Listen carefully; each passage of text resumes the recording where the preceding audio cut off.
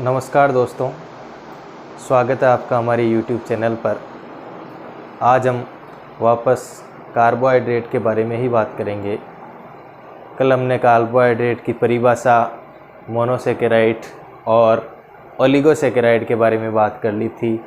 आज हम देखेंगे पॉलीसेकेराइड क्या होते हैं और पॉलीसेकेराइड के बारे में बात करेंगे और कार्बोहाइड्रेट के जैविक कार्य क्या होते हैं इनके बारे में चर्चा करेंगे। स्टार्ट करते हैं पॉलीसेकेराइड। तीसरा पॉइंट था पॉलीसेकेराइड।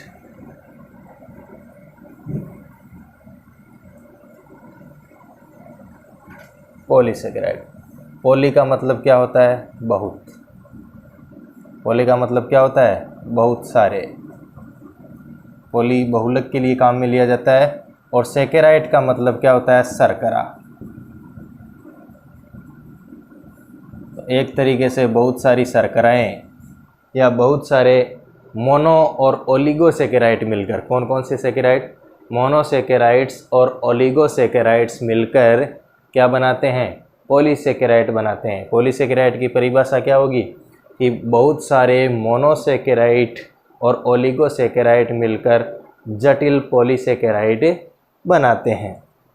ठीक है, ये सामान्य रूप से जटिल अणु होते हैं क्योंकि सरल अणु मोनोसेकेराइड से बनते हैं, ओलिगोसेकेराइड से बनते हैं। 2 या 2 से अधिक वाले कौन से थे? 2 से लेकर 10 तक ओलिगोसेकेराइड थे। अब देखिए पॉलीसेकेराइड कैसे होते हैं। सामान्य रूप से पॉलीसेकेराइड अक्रिस्टलीय होते हैं। कैसे होते हैं? अक्रिस्टलीय होते हैं, स्वादहीन होते हैं, इनका कोई स्वाद नहीं होता। अक्रिस्टलीय, स्वादहीन और जल में अविलेय या अघुलनशील होते हैं। पॉलीसेकेराइड कैसे होते हैं? जल में अघुलनशील होते हैं, स्वादहीन होते हैं और अक्रिस्टलीय होते हैं। कैसे होते हैं? अक्रिस्टलीय। स्वादहीन, स्वादहीन से मतलब कैसे होते हैं? इन्हें अशर्करा भी कहते हैं। शर्करा का मतलब शर्करा था, इन्हें अशर्करा भी कहते हैं। किन्हें? पॉलीसेकेराइड को क्या कहते हैं? अशर्करा भी कहते हैं। अब बात करते हैं सामान्य रूप से एक मोनोसेकेराइड का सूत्र अपन लेते हैं। अगर हेक्सोज शर्करा का लेते हैं, कार्बन की संख्या के आधार पर 6 कार्बन वाली अगर कोई शर्करा लेते हैं तो उसका सूत्र क्या था? C6H12O6। ठीक है, C6H12O6। इसमें से अगर क्या करें अपन? -H2O, जल के एक अणु को बाहर निकाल देते हैं। किस में से? ग्लूकोज मान लो इसको। ग्लूकोज में से एक अणु को बाहर निकालेंगे तो क्या बनेगा? C6H11O5, सॉरी H10, C6H10O5 ये बन जाएगा। एक H2O के अणु को बाहर निकाल देंगे। इनकी संख्या अगर कितनी हो? n यानी बहुत सारी, असंख्य संख्या हो तो वो क्या कहलाएगा? पॉलीसेकेराइड। ये कहलाएगा पॉलीसेकेराइड। और ये क्या है पॉलीसेकेराइड का? सामान्य सूत्र। कल हमने चर्चा की थी कार्बोहाइड्रेट के सामान्य सूत्र की, CxH2O था। और यहाँ पे पॉलीसेकेराइड के सामान्य सूत्र की बात करें तो C6H10O5 का होल n।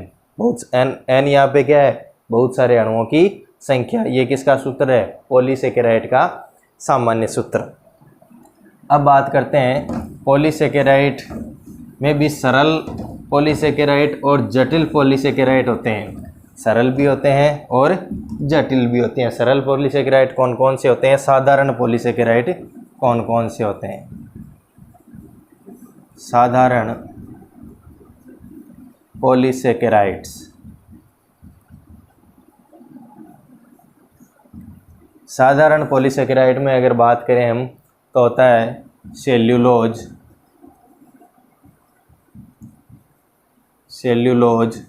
स्टार्च और ग्लाइकोजन।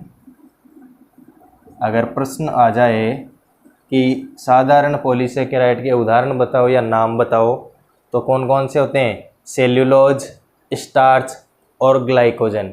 ये क्या होते हैं? साधारण पॉलीसेकेराइड होते हैं। इनमें से पहला अगर हम बात करें सेल्यूलोज की, सेल्यूलोज क्या होता है? सेल्यूलोज जो है वो प्रकृति में सर्वाधिक पाया जाता है। जो हमारा जो नेचर है उसमें प्रकृति में सबसे ज़्यादा पाया जाता है, सर्वाधिक मात्रा में पाया जाता है। अब कहाँ पाया जाता है प्रकृति में? आप लोगों को पता है कि जो पेड़ पौधे होते हैं, पेड़ पौधे, उन पेड़ पौधों के अंदर पाई जाती है कोशिका, और कोशिका पर पाई जाती है कोशिका भित्ति। जंतुओं में कोशिका भित्ति नहीं पाई जाती, पादपों में कोशिका भित्ति पाई जाती है। और पादपों की जो कोशिका भित्ति होती है वो किसकी बनी हुई होती है? सेल्यूलोज की बनी हुई होती है। पौधों की कोशिका भित्ति किसकी बनी हुई होती है? सेल्यूलोज की। प्रकृति में सर्वाधिक कौन सा पॉलीसेकेराइड पाया जाता है? सेल्यूलोज। कोशिका भित्ति बनी रहती है और कोशिका भित्ति सेल्यूलोज की बनी हुई रहती है, इसलिए यह सर्वाधिक पाया जाता है। तो जितने भी पेड़ पौधे हैं सब में पाया जाएगा सेल्यूलोज, सीधी सी बात है। अब बात करते हैं, जैसे सारे के सारे पौधों में पाया जाता है लगभग। इसके अलावा कुछ एग्जाम्पल है, जैसे जूट हो गया, सन हो गया, पटसन हो गया, जो चारा है, भूसा है, इनके कुछ एग्जाम्पल है जिनके अंदर ये सर्वाधिक मात्रा में पाया जाता है। देखिए बात करते हैं,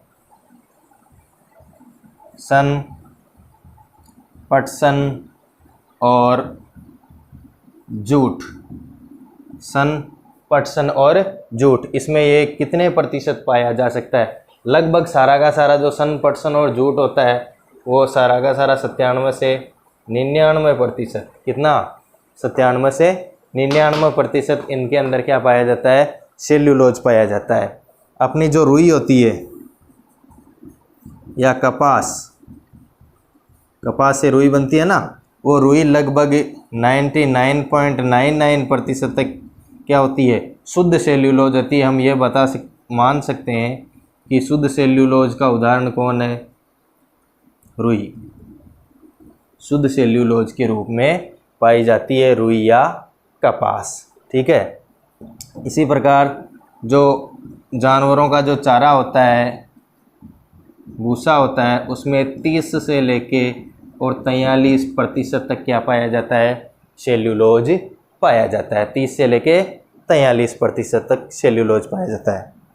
इसी प्रकार बात करते हैं, दूसरा कौन सा है? स्टार्च। स्टार्च की बात करते हैं। आप लोग पादप कोशिका और जंतु कोशिका में अंतर पढ़ते हैं, तो अंतर पढ़ते समय एक अंतर आता है कि जंतु कोशिका और पादप कोशिका में अंतर में पादप कोशिका में आता है कि पादपों में भोजन स्टार्च या मंड के रूप में संचित होता है। तो पादपों में किस रूप में भोजन संचित होता है? स्टार्च या मंड के रूप में। तो ये भोजन का क्या है? एक रूप है जो किसके लिए होता है? प्लांट्स के लिए, पादपों में। पादपों में भोजन के रूप में भोजन किस रूप में? स्टार्च या मंड के रूप में संचित रहता है। दूसरी बात, इसे एमाइलम भी कहते हैं। इसे स्टार्च को क्या कहते हैं? एमाइलम भी कहते हैं। और ये भोजन के रूप में संचित रहता है पादपों में।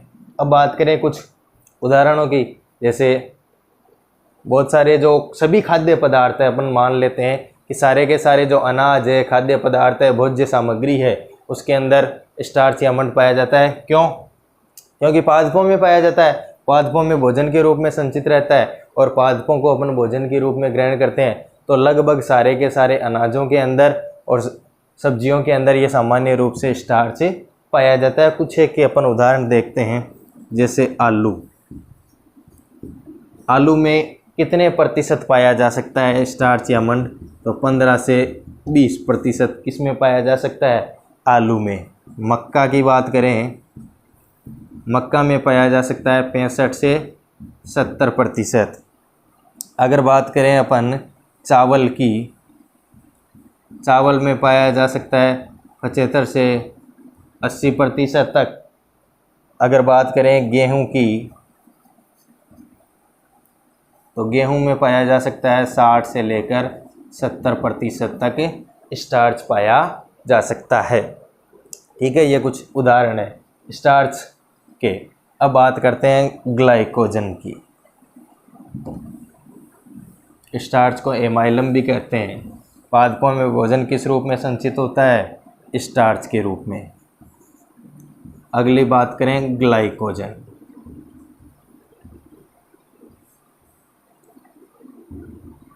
जो जंतु है, जितने भी जंतु है, जंतुओं में भोजन किस रूप में संचित होता है? जंतुओं में भोजन ग्लाइकोजन के रूप में संचित होता है। ग्लाइकोजन के रूप में संचित होता है और ये सामान्य रूप से मांसपेशियों में जो मसल्स हैं इनमें, यकृत में, लगभग शरीर के जो आवश्यक भाग है जहाँ से ऊर्जा को अवशोषित किया जाता है वहाँ संचित होता है। यकृत जंतुओं में होने के कारण इसे जंतु स्टार्च भी कहते हैं। क्या कहते हैं? ग्लाइकोजन को जंतु स्टार्च भी कहते हैं। और यकृत में सर्वाधिक मात्रा में संचित होता है, इसलिए इसे यकृत स्टार्च भी कहते हैं। ग्लाइकोजन का ही दूसरा नाम है यकृत स्टार्च या जंतु स्टार्च। ठीक है, अब देखिए जो ग्लूकोज है, ग्लूकोज के रूप में जो भोजन का अवशोषण होता है, ग्लूकोज किस में बदलता रहता है? ग्लाइकोजन में। ग्लाइकोजन के रूप में संचित हो जाता है शरीर में। और जब शरीर को एक्स्ट्रा एनर्जी चाहिए या ऊर्जा की आवश्यकता होती है तो यही ग्लाइकोजन किस में बदल जाता है? ग्लूकोज में बदल जाता है। जैसे मान लो कोई मांसपेशियों वाला काम कर रहे हैं, मांसपेशियों से कौन से काम होते हैं? दौड़ने वाला हो, हाथ से कोई काम कर रहे हैं या पैरों से चल रहे हैं, ज़्यादा एक्सरसाइज कर रहे हैं तो मांसपेशियों वाला काम कर रहे हैं, तब ग्लाइकोजन किस में बदलेगा? ग्लूकोज में बदलेगा। इसी प्रकार मांसपेशियों वाला हो गया। अब देखिए ग्लाइकोजन और ग्लूकोज के अंदर हम अगर बायोलॉजी से संबंधित बात करें तो यहाँ पे एक इंसुलिन नामक हार्मोन पाया जाता है। इंसुलिन और ग्लूकागोन, वो दोनों हार्मोन क्या करते हैं? ग्लूकोज को ग्लाइकोजन में बदलते हैं और ग्लाइकोजन को किस में बदलते हैं? ग्लूकोज में बदलते हैं। अब देखिए मान लो ग्लाइकोजन के रूप में भोजन संचित है आपके शरीर में, तो निराहार यानी जब आपके शरीर में आहार ना हो या आपको क्या लगी हो? भूख लगी हो, उस समय ये ग्लाइकोजन किस में बदल जाएगा? ग्लूकोज में बदल जाएगा। ये तो हो गए अपने साधारण पॉलीसेकेराइड। साधारण पॉलीसेकेराइड के अलावा कुछ जटिल पॉलीसेकेराइड भी है। उन जटिल पॉलीसेकेराइड की बात अगर करें तो जटिल पॉलीसेकेराइड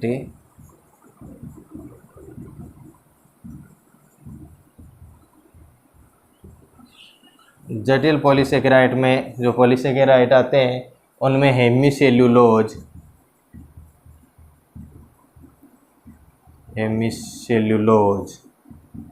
लिग्निन और पेक्टिन, ये किसके उदाहरण हैं? जटिल पॉलीसेकेराइड्स के उदाहरण हैं। इनके अलावा भी एक जटिल पॉलीसेकेराइड आता है इनुलिन। उसे अपन जटिल और सरल दोनों के मध्य का भी मान सकते हैं। इनुलिन, ये इनुलिन पाया जाता है कंपोजिटी कुल के पादपों में। किस में पाया जाता है? कंपोजिटी कुल के पादपों में। इसके अलावा ये पाया जाता है लहसुन में। किसमें पाया जाता है? लहसुन में। इसके अलावा ये पाया जाता है प्याज में। प्याज, लहसुन तथा कंपोजिटी कुल के पादपों में इनुलिन पाया जाता है। और ये इनुलिन किसका बहुलक होता है? इनुलिन बहुलक होता है फ्रक्टोज का। किसका बहुलक होता है? फ्रक्टोज का। फ्रक्टोज का बहुलक। जब इसे इनुलिन को क्या किया जाता है? तनु अम्लों के साथ गर्म। किसके साथ गर्म? तनु अम्लों के साथ गर्म किया जाता है। सामान्य रूप से तनु अम्लों के साथ गर्म किया जाता है। ये या ये क्या होता है, इनुलिन अपघटित होता है शरीर में, तब ये किसका निर्माण करता है, फ्रक्टोज का निर्माण करता है। फ्रक्टोज में टूट जाता है। इनुलिन किसका बहुलक है, फ्रक्टोज का बहुलक है। ठीक है, अब अपन वापस आते हैं हेमीसेल्यूलोज में।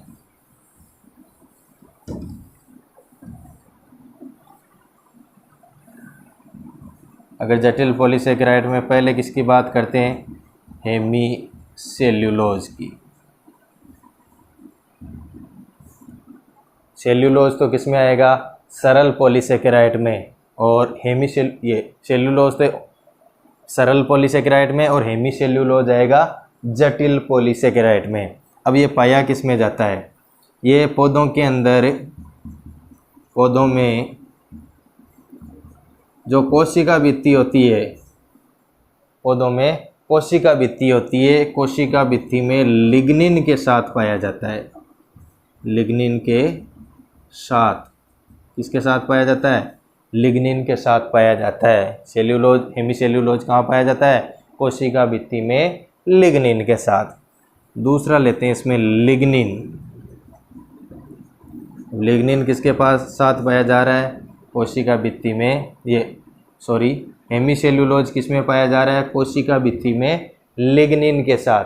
अब लिग्निन कहाँ पाया जाएगा, लिग्निन पाया जाएगा कोशिका भित्ति में ही।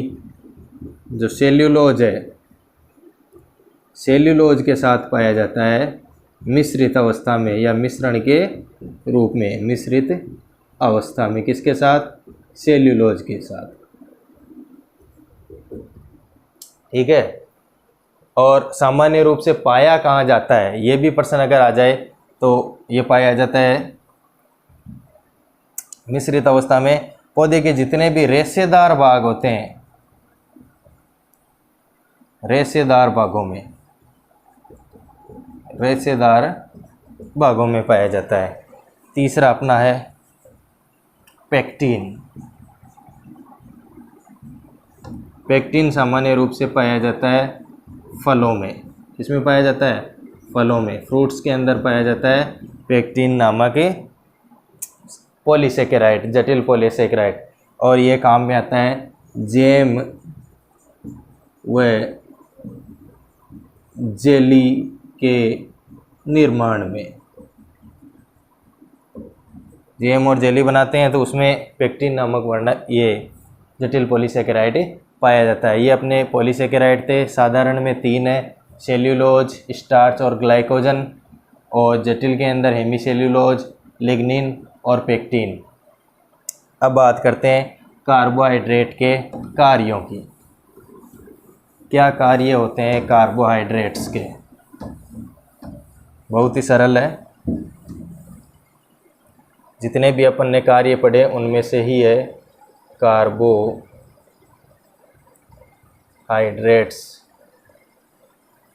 के कार्य। पहला कार्य क्या होगा, शरीर को ऊर्जा व ऊष्मा प्रदान करना। शरीर को क्या देता है, ऊर्जा और ऊष्मा प्रदान करता है। दूसरा काम अगर बताएं तो पादपों में कंकाल का निर्माण करना। कंकाल का निर्माण करना, कंकाल में कोशिका भित्ति वगैरह सब आ जाएगी। तीसरा है कोशिका झिल्ली का निर्माण करना।